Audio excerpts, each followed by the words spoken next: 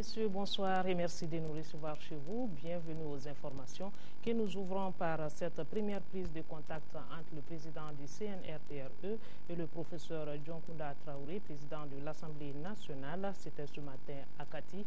Les échanges ont porté sur la vie de la nation malienne. Le compte rendu, c'est avec Daouda Sidiki Diarra. C'est à 10h35 que le président de l'Assemblée nationale a fait son entrée au QG du CNRDRE pour rencontrer le capitaine Aya Sanogo. Pendant une heure d'horloge, les deux personnalités ont eu un tête-à-tête autour de la vie de la nation pour la première fois. Au sortir de cette prise de contact, il n'y a pas eu de déclaration à la presse qui pourtant attendait avec impatience. Très bien passé, rien d'autre, pas de discours tout de suite. Vous serez informé à temps réel. Président Dioncounda, les discussions sont bien passées. Il s'agira pour le président du CNRDRE et celui de l'Assemblée nationale de conjuguer leurs efforts pour que le Mali retrouve la paix afin de poursuivre son développement. Et nous restons à Kati pour parler du point de presse animé cet après-midi par le président du Comité national de redressement de la démocratie et la restauration de l'État. Au lendemain de la signature de l'accord relatif au retour à l'ordre constitutionnel, les journalistes avaient souhaité rencontrer le CNRDRE pour comprendre davantage les raisons de son action. Et c'était une occasion de parler de certains points de l'accord cadre signé entre le CNRDRE et la CEDEAO. Le compte rendu, c'est avec Amadou Sankare. Près de 20 jours après le changement de régime intervenu à la tête de l'État, le capitaine Amadou Aya Sanogo rencontre la presse nationale. Un face-à-face qui a permis aux journalistes de passer en revue plusieurs sujets intéressant la vie de la nation. Il s'agit notamment de la situation politique et sécuritaire du moment. Concernant ce dernier point, le président du CNRDRE a laissé entendre que le Mali n'a pas besoin d'éléments extérieurs pour gérer la crise du Nord, mais l'accompagnement en moyens logistiques est nécessaire. Aussi a-t-il rappelé que l'unicité du pays n'est pas négociable. Et aujourd'hui, l'heure est à la mobilisation de la troupe. Une chose est claire, la position du capitaine et de son armée est là, c'est indivisible. Nous verrons à l'intégrité territoriale. Mais maintenant, s'il y a deux éléments que j'ignore, c'est le temps et le coût. Concernant l'accord cadre signé entre le comité et la CEDEAO, le capitaine Sanogo a souligné que c'est une opportunité à saisir par le Mali. Et devant les journalistes, il s'est engagé à respecter le contenu de cet accord. D'ailleurs, au cours de cette conférence de presse, certains points de ce document ont fait l'objet d'échanges. Par exemple, celui relatif à l'amnistie qui sera accordée aux membres du CNRDRE. De façon claire et précise. C'est pas à ce niveau-là que ce capitaine va accepter une amnistie. Quand une assemblée vote, l'amnistie est votée, c'est le peuple. Mais déjà, on a quand même des interlocuteurs. Quel va être leur acte pour renforcer ça? Et au-delà, quelle va être encore une autre position pour renforcer? Je comprends votre inquiétude, nous sommes là-dessus. C'est pourquoi je vous dis, le CNRDRE reste toujours. Parce qu'on est là, on doit assurer nos arrières. À la question de savoir à quand la nomination d'un Premier ministre, le capitaine répond « Les consultations sont en cours et cela ne saurait tarder. C'est une question d'heure. » Vous pourrez donc suivre après ce journal cette conférence de presse animée par le capitaine Amadou Aya Sanogo en langue nationale bamana. La coordination des organisations patriotiques du Mali, COPAM, salue la signature de l'accord cadre entre la CEDEAO et le CNRDRE, un accord qui lève l'embargo de la CEDEAO contre le Mali et déclenche le processus de retour à l'ordre constitutionnel. Les responsables de la COPAM ont fait cette déclaration. C'était lors d'une conférence de presse et la conférence visait à éclairer la lanterne des journalistes afin qu'ils soient des relais auprès des populations pour une meilleure compréhension du texte. Le point, c'est avec Bourama Traoré. Pour l'instant, pas de contestation officielle de l'accord cadre signé entre la CEDEAO et le CNRDRE pour un retour à une vie constitutionnelle normale au Mali. Cependant, les dits accords suscitent pas mal d'interprétations. La coordination des organisations patriotiques du Mali, COPAM, s'attelle donc à un exercice d'éclairage de l'opinion nationale. Nous nous sommes dit, au niveau de la coordination des organisations patriotiques du Mali, qui soutiennent l'action des nouvelles autorités, il va falloir convoquer cette conférence de presse pour échanger, afin de permettre à chacun de se faire une lecture des accords signés. Dans une déclaration dont nous nous sommes procuré une copie, la COPAM ne partage pas certains points de l'accord cadre. Il s'agit notamment de la prolongation des mandats des députés. Ceci serait contraire à la Constitution. Nous constatons que l'accord cadre a omis cette promesse de la tenue d'une convention nationale qui, du point de vue démocratique, est une nécessité impérieuse. Alors la COPAM a-t-elle la même lecture de l'accord cadre que celle de la CEDEAO? S'interrogent certains confrères. Affirmatif selon les conférenciers. La COPAM affirme en conséquence que l'accord cadre a ceci de notoire, qu'il lève l'embargo de la CEDEAO contre le Mali d'une part, et de l'autre, l'embargo des tenants de l'ancien régime sur notre transition. Par ailleurs, la coordination des organisations patriotiques du Mali a annoncé l'organisation d'une marche pacifique le mercredi prochain. Une marche au cours de laquelle elle va réaffirmer son soutien aux nouvelles autorités du pays. Une autre conférence de presse, celle organisée par la Convergence pour sauver le Mali, qui est un groupement de partis politiques et d'associations nées au lendemain du coup d'État du 22 mars 2012.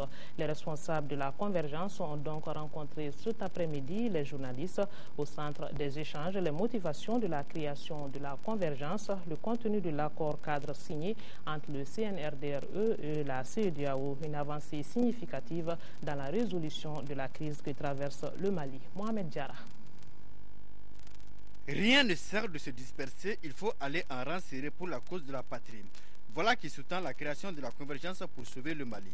Un groupement de plus de 300 associations et 50 partis politiques qui se mettent en ordre de bataille pour sortir le Mali de cette situation.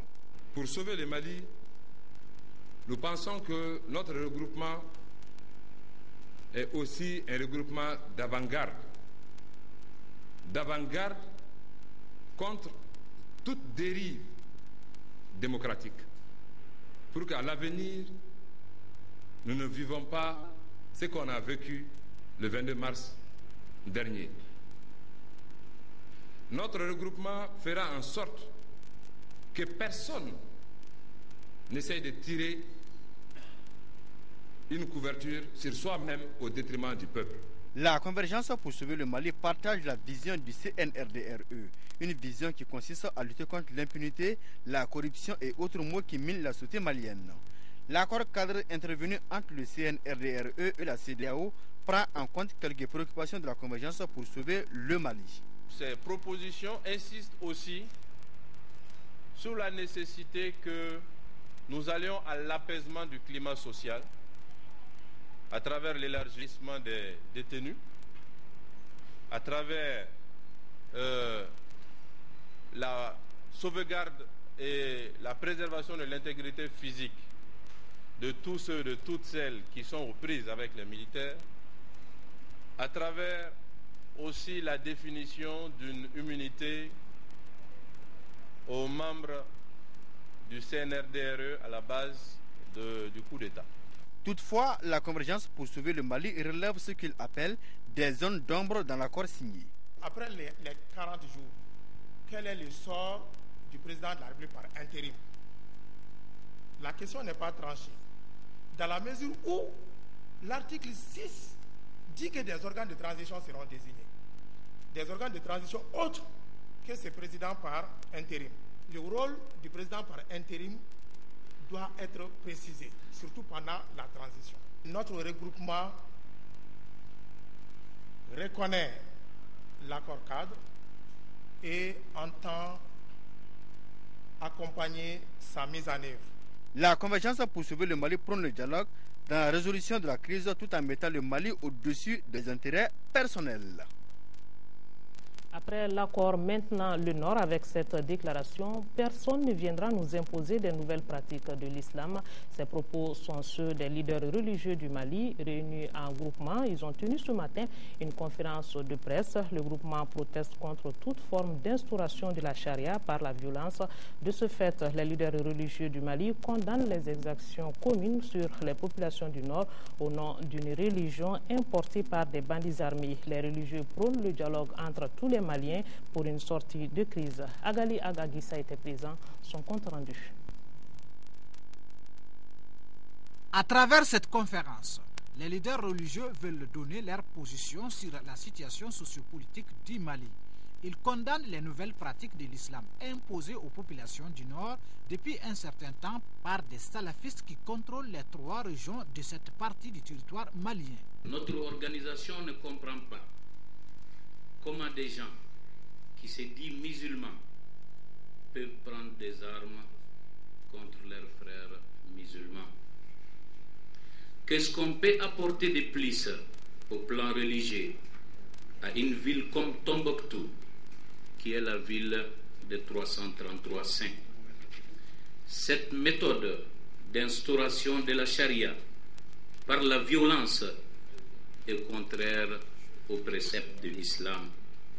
Rien ne justifie ces exactions sur les paisibles populations, car les principes de l'islam reposent sur la tolérance et le respect des droits des personnes. Les dépositaires du savoir islamique authentique transmis de génération en génération dans notre pays se sont donné la main au sein d'un groupement qu'ils ont baptisé Groupement des leaders musulmans du Mali, dont l'objectif est la sauvegarde des fondements authentiques de la pratique islamique dans notre pays depuis des siècles durant. Un islam basé sur la tolérance, la paix, la solidarité, la moralité et les bonnes règles de conduite. Quant au guide spirituel de l'association musulmane en Sardine, Ousmane Chérif Haïdara, il a levé tout équivoque sur les motivations de son association et les missions qui s'assignent le mouvement en Sardine de Iyad Agarali. Ce mouvement s'illustre par des comportements imposant la charia, contrairement à l'association dirigée par Haïdara qui entend perpétuer un islam authentique. Les religieux veulent en tout cas s'investir pour le retour de la paix et la quiétude au Mali et particulièrement dans les régions du Nord. Situation au Nord Mali, la mobilisation humanitaire s'organise pour venir en aide aux frères du Nord. Hier après-midi, à la Tour de l'Afrique, ici à Bamako, a été lancée la caravane humanitaire en faveur des régions du Nord Mali. Une initiative du collectif Cri de cœur pour le Nord Mali et qui consiste à acheminer des dons de vivres et de médicaments vers les régions de Gao, Tombouctou et Kidal. Alpha Maïga.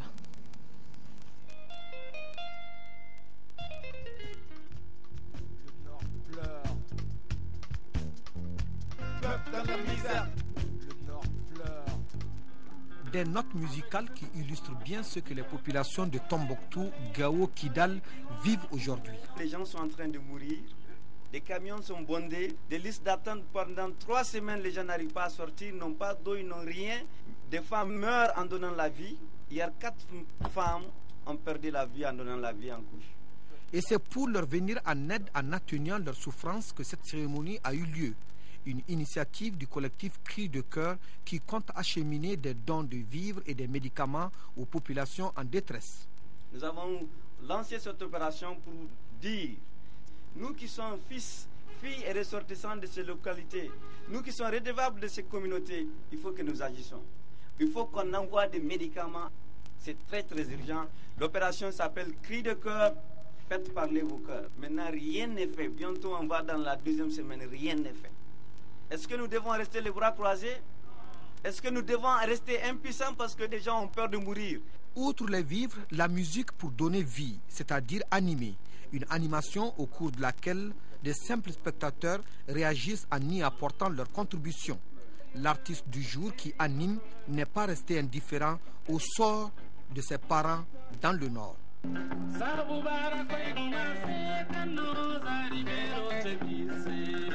On n'a plus le droit de dormir. Ça fait 1 semaine qu'il y a des gens qui ne mangent pas, qui ne dorment pas. Il est inadmissible que jusqu'à présent, l'opinion nationale ou internationale ne fasse rien du tout, comme si nous ne sommes pas des humains. Toujours une adresse pour ceux qui veulent apporter leur aide. UTC Transit situé sur la route Falaye-Bamako-Senou, juste après la Tour de l'Afrique. Et puis, il a été constaté dans les garnisons que des individus s'adonnent au recrutement non autorisé de jeunes dans l'armée, et cela à l'insu du commandement. Un recrutement dans les forces armées et de sécurité a toujours fait l'objet d'un communiqué radio et autres supports de médias. Le président du CNRDRE met en garde tous ceux qui trompent les jeunes pour leur incorporation dans les corps en ces moments de trouble. Les auteurs de cette pratique s'exposent à des sanctions sévères. Le président du CNRDRE compte sur la bonne compréhension de tous. Du sport maintenant, football. 16e journée du championnat national de Ligue 1. Le stade malien de Sikasso a été battu par le stade malien de Bamako 2-1. Une défaite qui n'arrange pas les Blancs de Sikasso dans le classement. Sikasso, les explications de Sekou Kounati. 16e journée du championnat de Ligue 1. Le stade malien de Sikasso 15e reçoit le stade malien de Bamako 2e. La première occasion franche de but s'offre à eux au quart d'heure de jeu. La défense de Ablaye Samake sauve. Mais ce n'était que partie remise. À la 20e, le dossard 10, Ousmane Koulibaly du stade malien de Sikasso, bat intelligemment Abdoulaye Samake après un bon mouvement collectif des Blancs de Sikasso. 1-0. Les Bleus élèvent alors le rythme de jeu. Et Razak introduit Lamine Diawara à la place de Cheikh Doumbia. Mais la mi-temps intervient sur ce score de 1-0. À la reprise, le stade malien de Sikasso procède à son premier changement. Tidjani Fofana cède sa place à Paulin Dena dans la ligne d'attaque. Côté stade malien de Bamako, Suleiman Dambélé et Abdoulaye Sissoko font leur entrée aux places de Adama Diarra et de Mohamed Koumari. Les esprits se chauffent un temps. Moussa Koulibaly est expulsé pour cumul de cas. Désormais à 10, Abdoul Razak revoit le positionnement des 16 hommes. Et Suleiman Dambélé, à la réception des mauvais renvois du gardien du stade malien de Sikasso, fait la jonction. 1-1. Une minute après, Abdoulaye Sissoko de tir tendu donne l'avantage au stade malien de Bamako. 2-1. Coaching payant pour les Bleus de Sotiba. 2-1. Score final. L'entraîneur Abdoul Razak reconnaît que le début a été difficile, mais l'essentiel a été obtenu. La concentration, tout qu'il y en a dans le football là. Le premier temps, il n'y en a pas.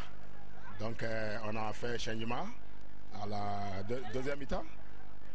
Il y a un carton rouge à Moussa Django. Bon, on a 10 contre 11.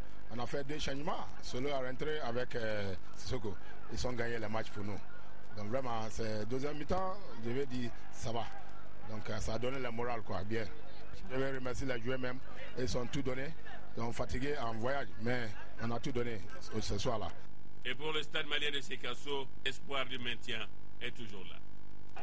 On a un problème d'effectif jusqu'à présent, mais Inch'Allah, on va le corriger. On a bien commencé le match, mais après la défense a claqué. Ça nous a coûté cher. Sinon, ces matchs-là, c'était notre victoire, hein, franchement. Est-ce qu'il y a de l'espoir? Non, il y a de l'espoir. On va remonter la pente, Inch'Allah. L'espoir propice à la santé. Nous parlons à présent d'hygiène bucco-dentaire. C'est dans Focus Santé et direction le centre hospitalier universitaire d'odontostomatologie. Focus Santé met l'accent aujourd'hui sur la gingivite. L'inflammation de la gencive est due à une mauvaise hygiène bucco-dentaire. La gingivite peut causer d'autres maladies.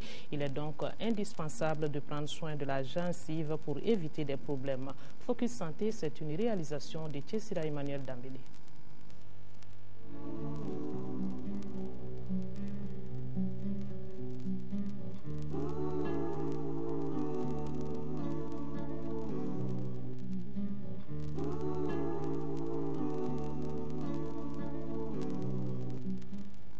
La gingivite est une inflammation de la gencive. Elle est causée par la plaque dentaire formée par les débris d'aliments et de microbes qui attaquent les dents avec le temps.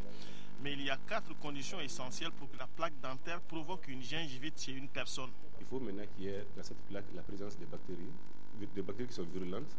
Ensuite, il faut qu'il y ait comme deuxième condition une absence de bactéries protectrices qui protègent l'organisme contre ces agressions. Ensuite, il faut avoir au niveau de la dent un système défavorable au niveau du sillon gingivo-dentaire. Ensuite, comme quatrième condition, il faut avoir maintenant un système immunitaire défaillant. qui peuvent être maintenant une défaillance immunitaire acquise ou innée. Autrement dit, tout ce processus ne se passe pas en quelques jours. Si aucune mesure n'est prise pour enlever la plaque, point de départ de l'attaque microbienne, apparaissent les premiers symptômes de la gingivite. Le patient va avoir au niveau de sa gencive une rougeur, un gonflement, maintenant des œdèmes, des saignements. Mais le saignement peut avoir lieu de façon spontanée, en parlant ou en mangeant. Même au sommeil, le patient peut avoir maintenant dans la salive du sang. Donc, mais le saignement aussi peut être provoqué par le brossage ou même à la mastication. Ensuite, le patient peut avoir maintenant une sensibilité gingivale. Il va penser maintenant qu'il y a des picotements maintenant qui se passent au niveau de la gencive.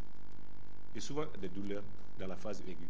Il y a des douleurs qui amènent les patients en consultation. À tous les âges, on peut avoir une inflammation de la gencive, mais l'inflammation peut être signe d'une autre maladie.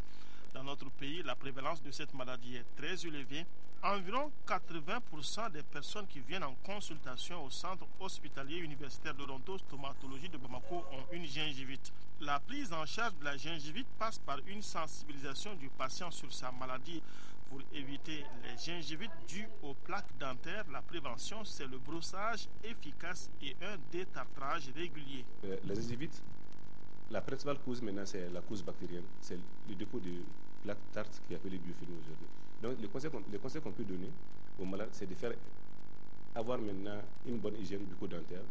Mais ne pas seulement dire maintenant que je me brosse, mais de savoir se brosser efficacement. Parce que si le brossage n'est pas efficace, donc le patient maintenant aura toujours des lieux où les dépôts vont se déposer, qui vont devenir par la suite maintenant du tartre. Donc maintenant, on les demande maintenant en même temps, en plus du brossage qu'ils font à la maison, chaque 6 mois, de venir voir un dentiste pour que la personne puisse maintenant voir si le contrôle bactérien est bien fait. Si son brossage est efficace, donc il vient voir maintenant son médecin, même s'il n'a pas de douleur, il n'a pas de maladie, il doit venir voir un spécialiste bucco-dentaire chaque 6 mois. Non traitée, la gingivite aboutit à ce qu'on appelle la parodontite, c'est-à-dire l'inflammation de tous les tissus qui soutiennent la dent, gencives, ligaments, os et séments.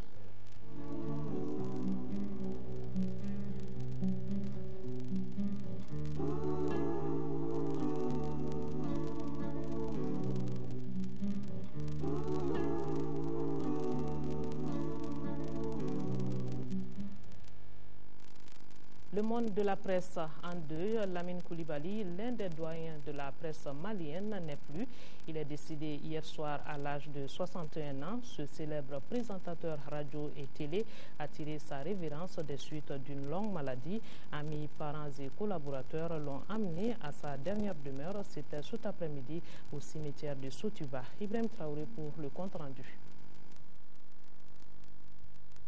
C'est en 1959 que le chercheur et historien Amadou Apateba a fait venir Banzouana Sissoko ici, à Radio Soudan, pour enregistrer.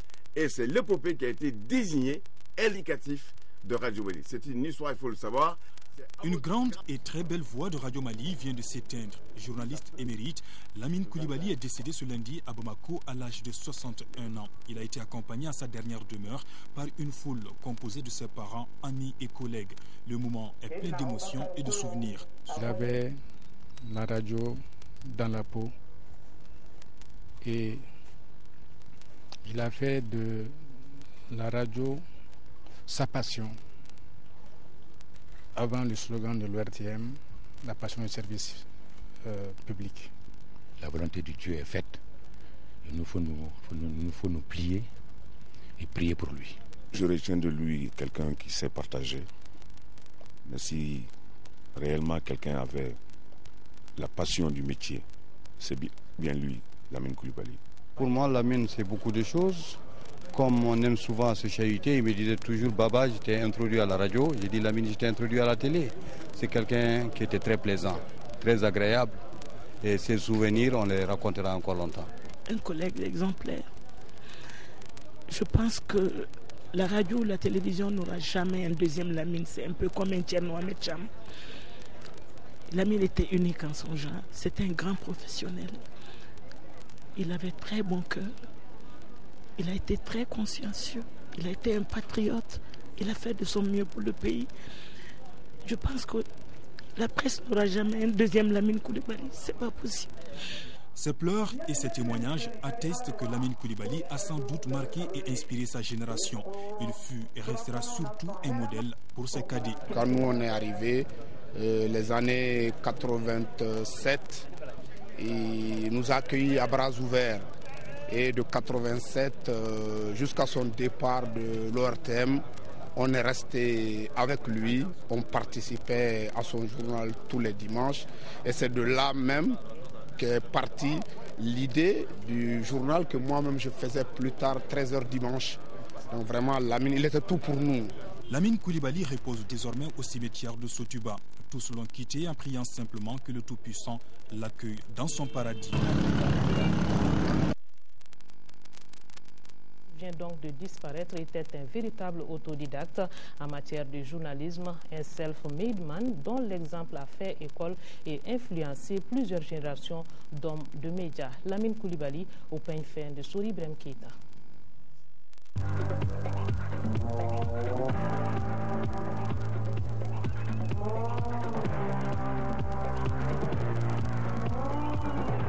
Le professeur Younous Amédiko, qui était à l'époque directeur de la radio, a reçu consigne de faire démarrer la télé, soit le 22, soit le 23, ou soit le 21. L'option a été prise au niveau du cabinet de Mme Gakou Fafignan pour le faire le 21. Ses confrères l'appelaient le boss, une appellation hommage pour magnifier le talent de ce surdoué animateur-présentateur vedette des journaux radio-télévision au parcours atypique. De nous tous, c'était certainement le plus surdoué. Tout le monde pense que les diplômes sont pour tous incontournables, c'est vrai. Ça aide à se forger une belle profession. Mais il y a ceux qui sont également de la trempe de Lamine, qui sont, je crois, nés avec ça pratiquement. Il respirait la radio, il respirait la télévision et il a su communiquer ça avec son public. Le jeune lycéen de Notre-Dame du Liban de Dakar et de Askia Mohamed de Bamako est directement recruté à Radio Mali. Premier test au micro, premier coup de maître. Il est retenu ce mardi même pour animer l'antenne. Nous sommes en 1971. L'animateur vedette de l'émission radio, Jet Variété, puis de celle de Jukebox, cessera à tous les genres journalistiques. Mais c'est le récit en direct et la présentation du journal qui les canonise. Le rédacteur, présentateur radio-télé des années 83, Lamine Coulibaly n'était ni un homme de clan ni de carcan. Un statut qui lui permettait de briser bien des interdits ou tabous. D'où ces raccourcis ou autres néologismes ayant forgé sa personnalité. Le Sama est mort. Le bec pour désigner un bureau exécutif central hautement politique. Et c'est ce sens de la communication qui le conduit au CTSP en 1991. À l'Assemblée nationale ensuite, pour y assurer la communication. Père de 6 enfants et grand-père de 4 petits-enfants, c'est véritablement un homme de médias qui s'en est allé ce 9 avril 2012. Sans père, tonton, le Mali qui perd un grand homme de culture, journaliste de surcroît, mais on dit que les idées meurent, les idées restent, mais les hommes meurent. Nous allons toujours garder en mémoire cette phrase, Sama est mort. Merci de votre attention. Bonne suite de programme sur l'ORTM. Bonsoir.